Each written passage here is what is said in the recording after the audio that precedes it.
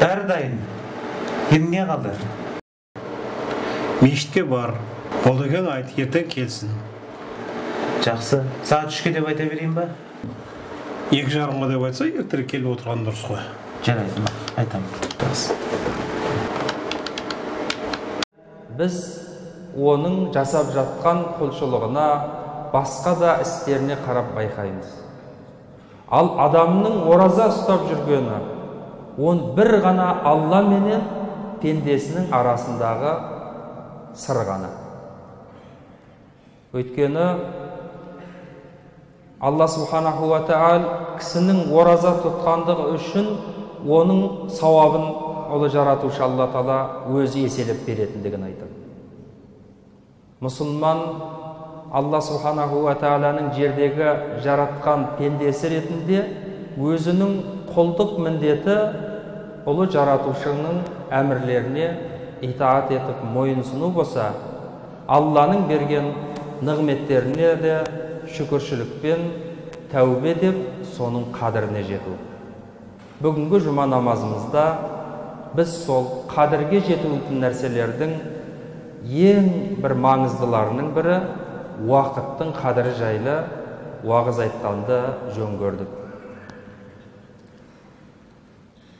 Уақыттың басқа құндылықтар секілді өзіне тән ерекшеліктері бар. Уақыт дегеніміздің өзі екі қырлы қанжар іспетті. Арабта да мынандай мақал бар: «Әл-уақту кәс-сайфи илләм тақтаху қатака».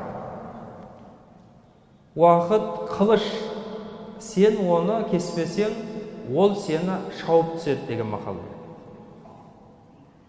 Ал енді өмір болса өлшеулі. Адам мына пәнидің жарығын көрмей тұрып, қараңғы ананың құрсағында кезінде Ассалаумағалейкум. Қалайсыз, жағдайыңыз жақсы ма? Құдайға шүкір. Ертең 2:30-да Құдай тамақ берейін деген еді. Келе аласыз ба? 2:30-да? Жарайды, намаздан кейін өтейін.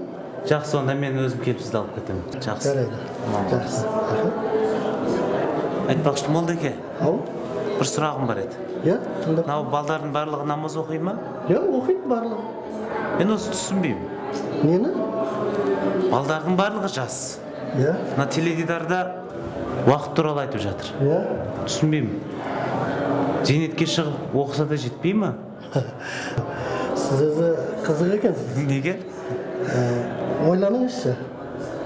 Ислам діні зейнеткерлердің діні емес қой. Одан бөлек сізде зейнетке шығасың деген анықтама бар ма? Жоқ, жоқ. Енді бірақ мен айтайын деген ол емес. Анықтамасызда пенсияға жегіп жатқандар бар ғой? Анықтамасызда. Әлбетте бар. Мысалы үшін менің атам 80-де.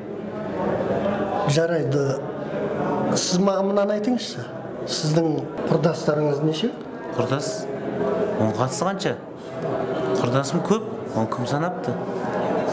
Енді атаңыздың қанша құрдасы бар? Атамның мен білетін 2 құрдасы бар. Міне, жауапты өзіңіз айтып отырсыз. Олардың қаншама құрдасы дүниеден өтіп кетті. Және ойланыңызшы, олардың қаншасы жәннатқа кіре алды екен? Алла тағаланың мейірімі шексіз ғой. Әлбетте. Алла тағаланың мейірімі сондай шексіз. Алла тағала сондай рақымды. Бірақ дегенмен мынаны да ойланыңыз. Алла тағаланың қаһарлы деген де сипаты бар. Қалай? Сізге мынандай бір мысал келтірейін. Біздің бір жерлесіміз Олимпиадада таеквондодан 3-ші орын алады. Сосын халықаралық Олимпиада комитетінің бастығы оны өзінің кабинетіне шақырды. Kazakhstan delegation. Welcome to the direct.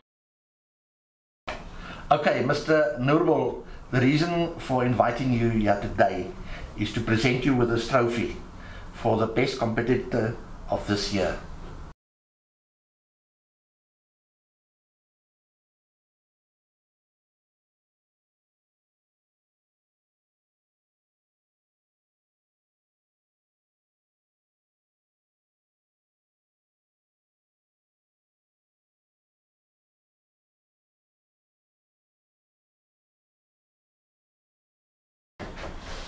Okay.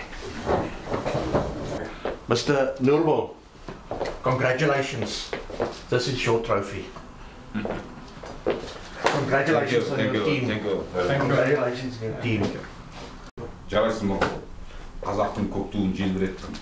Енді бұдан да ары желбірете беруіңе тілектеспін. Азамат, жарайсың.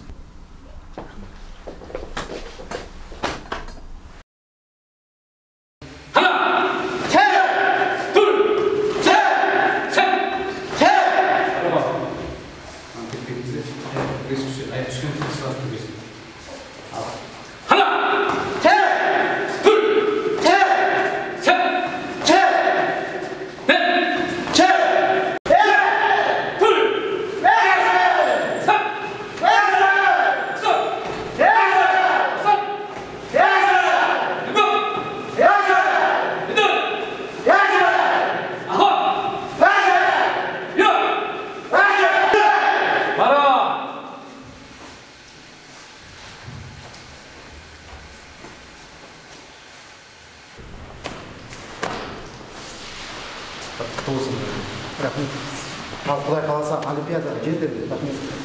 Алып жүрсе барлықтан да жетесіңдер. Толсын Нұрбол. Иранмын саған. Рахмет.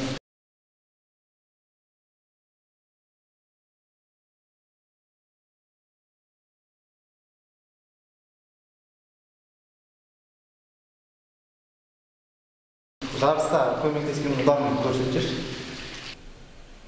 Көрсетіп жібер.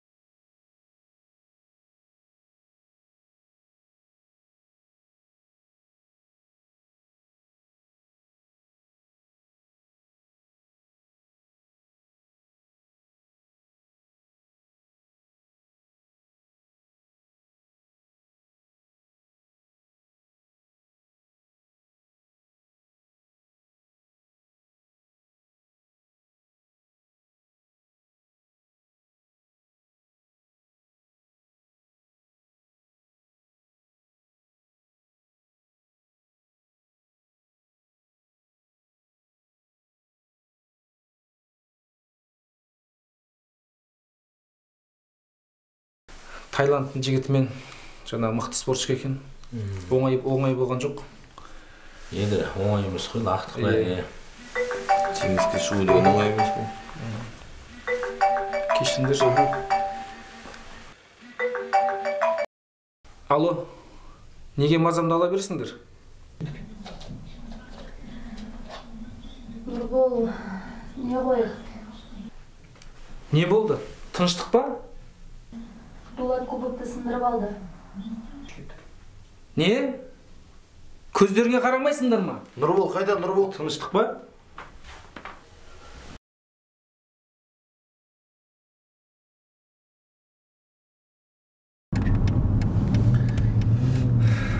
Қап.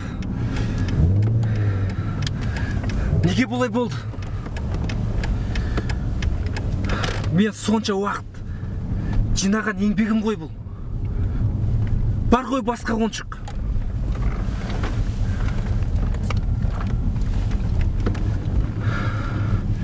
Сонша уақыт жинаған еңбегімді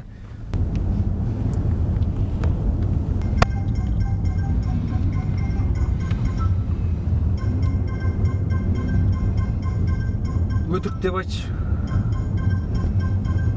Сынған жоқ деші. Не болды? Нұрбол, мен Дулатты ұрдым да, ұрыстым да. Ол кешірім сұрап жатыр. Көзіне қарамай ма? Кешірім сұрақшын бұның. Ол әкем ұрмасыншы деп жалынып жатыр. Сындырмай жатып ойлану керек еді. Нұрбол, ойланшы. Сынатын кубок сынды. Енді балаңды ұрғанмен ол қайтадан бүтіндейле салмайды ғой.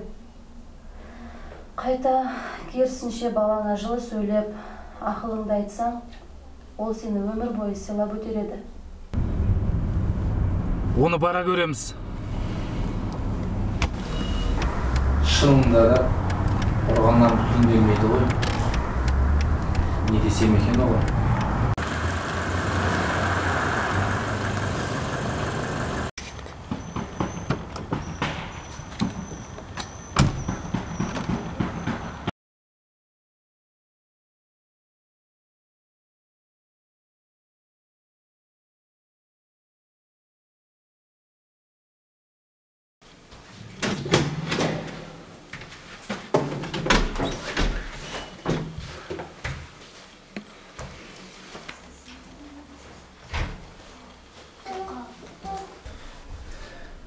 Қайда ол?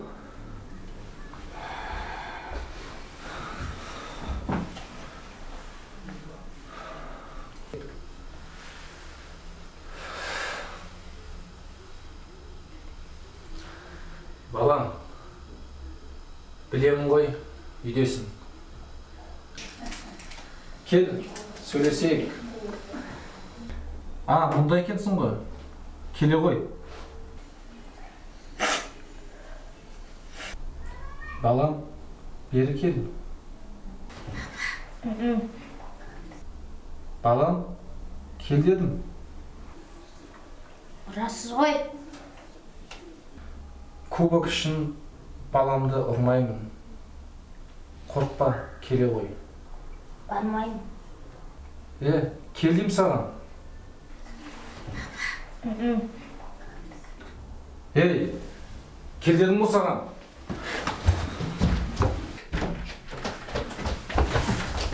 Мен саған ұрмайын дедім ғой. Неге қашасың? Неге келмейсің? Осы жерде сіз сол балаңызды қуып жүріп, ұстап алып, ұрмаймын дедім ғой деп тұрып, ұрасыз емес пе? Солай емес пе? Иә, дұрыс. Осы жерде мына нәрсені ойланып қараңызшы. Алла тағала, ей пендем, кел, күнәңді кешірейін, жәннатқа кіргізейін деп Алла тағала біздерді шақырып жатыр. Бірақ Алла тағаланың шақырғанына біз бармай қалсақ, Алла тағала ашуланбайды деп ойлайсыз ба? Дұрыс айтасыз. Абайлаңызшы.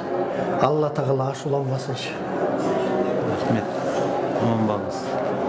Рахмет. Жақсы. Жақсы, сау болыңыз. Сау болыңыз. Алла хидаят берсін.